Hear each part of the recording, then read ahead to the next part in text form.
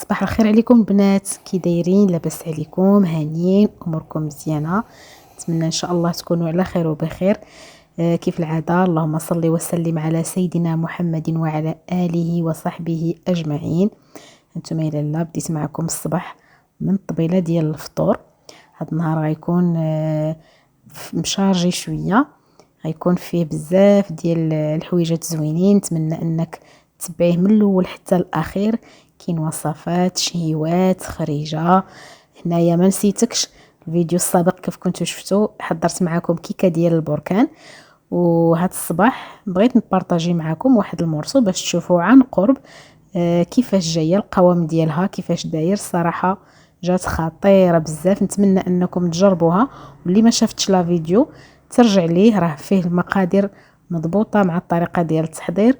نتمنى اللي جربتها تخلي لي كومونتير وتقول لي الراي ديالها الصريح فيها. هنايا دخلت للكوزينه باش نصايب اول شهيوه اللي هي لاصوص طوماط اللي صالحه للبيتزا وصالحه لعده استعمالات. طويجين ديال الكفته، تصايبي بها لي باط، بزاف ديال الحوايج، كتجي غزاله بزاف بزاف. خديت واحد الكميه ديال المطيشه، خديت كيلو. حبه ديال البصله كبيره وحبه ديال الفلفله، قطعتهم هكا كما كتشوفوا. المطيشه ضروري تحيدوا ليها الزريعه باش ما تعطيش الحموضه. زدت واحد 4 ديال الضروس ديال الثومه، واحد 3 د الوريقات ديال سيدنا موسى الا ما كانوش عندكم ماشي مشكل. وزدت واحد نص كاس ديال الماء، نص كاس راه كافي. غنخليها طيب على نار مهيله. وديك مطيشه والبصله ضروري غيطلقوا الماء ديالهم، مره مره غادي نبقى نحركهم. صافي غنخليها طيب على خاطرها، وغادي ندوز انا باش نحضر حاجه اخرى. وقبل هاد لاصوص طوماط كما قلت لكم راه صراحه لعده استعمالات. انا كنشجع ان بنادم يحضر شي حاجه في المنزل كتعرفي شنو كتاكلي. اما ديك ديال الزنقه والمعلبه عامره بزاف بمواد حافظه ما كاينلاش. دابا مطيشه موجوده تبارك الله، كلشي عنده مطيشه في الدار، بصله في الدار، فلفله موجوده. دونك وجدوها وسهله بزاف بزاف، ويمكن لك تحتفظي بها في الكونجيلاتور. فوقاش ما احتاجيتيها جبديها ديكونجليها وديريها في داكشي اللي باغا تحتاجيها فيه، كما قلت لكم بيتزا او طويجين او اي استعمال اخر. خليتها كطيب ودزت لها الثلاجه، حيت في الفيديو ديال البارح راني قلت لكم تقضيه غير حطيتها هكاك لحقاش كنت باغا نخمل الثلاجه. انا كنوريكم الثلاجه كيفاش ما مقاداش. هنايا في هذا المجر هذا التحتاني عندي شويه ديال الثلج تما، وديك المجر ما بقاش كيتحل، تبلوكا. دونك طفيتها، خليت داك الثلج حتى داب باش حيدت ديك المجوره. وهنايا حيدت داكشي كامل صافي. التنظيف ديال الثلاجه راه معروف، مسحتها مزيان بالخل، واللي غيتلاح غيتلاح، الحاجه اللي غتبقى غتبقى، ورديت كل حاجه لبلاصتها.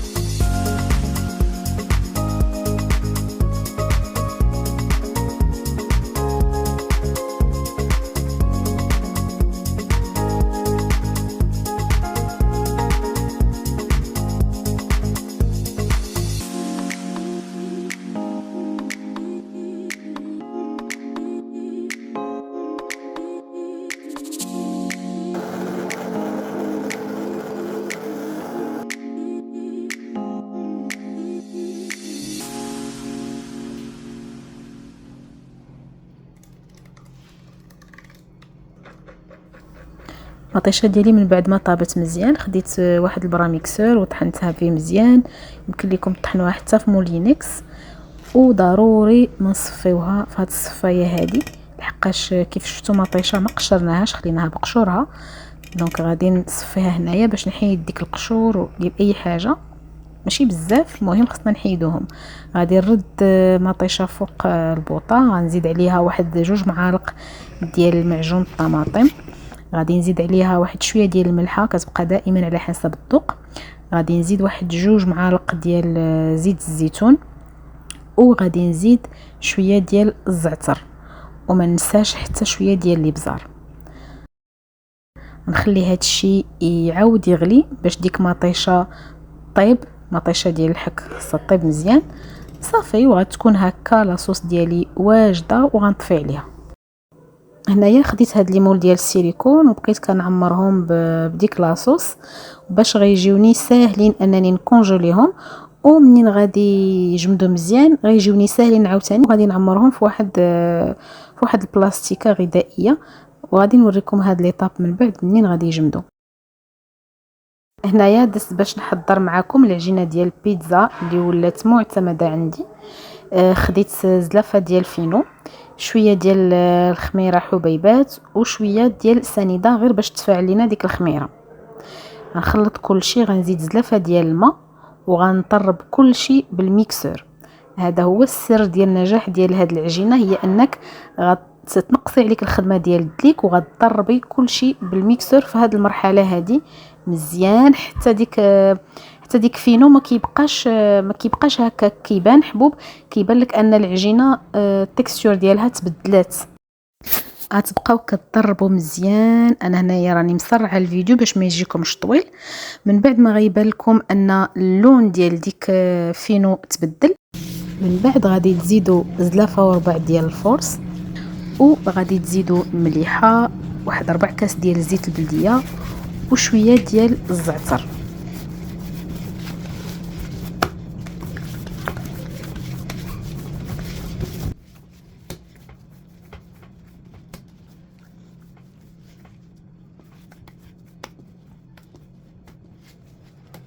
غتجمعوا العجين ديالكم بهذه الطريقه هذه غير باش تندمج جميع العناصر بديك الزيت باش يدخل مزيان في العجينه مع باقي المكونات، وتخليوها تخمر.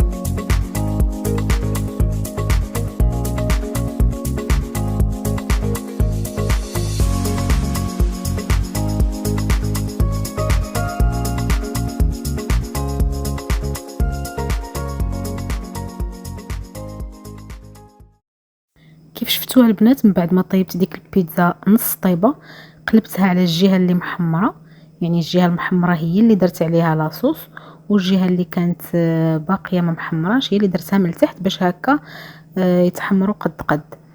بالنسبه للتمر كيبقى اختياري. هنا خديت لاصوص اللي حضرت معاكم قبيله، خليت منها شويه درت الكفته خضراء دخلتها باش طيب شي شويه، وعاد درت هذا الفرماج. هذا الفرماج كيبقى اختياري، سواء ديروا موتزاريلا سواء ديروا الفرماج احمر اللي بغيتو. وما نساوش بيان سور واحد الرشيشه ديال الزعتر، هي اللي كتخلي البيتزا عندها واحد طعم خاص.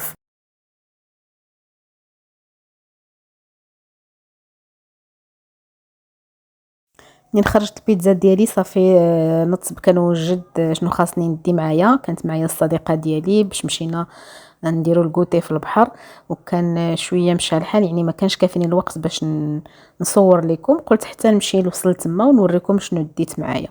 صافي دونك كنتمنى انك تكوني استمتعتي معايا في هذا لا فيديو. تشتركي في القناه، ضغطي على زر الجرس باش يوصلك كل جديد، وما تنساش تخلي ليا واحد التعليق للتشجيع فقط. وكنضرب لكم موعد مع فيديو جديد وطاقه جديده، وكنقول لكم تهلاو في راسكم. السلام عليكم.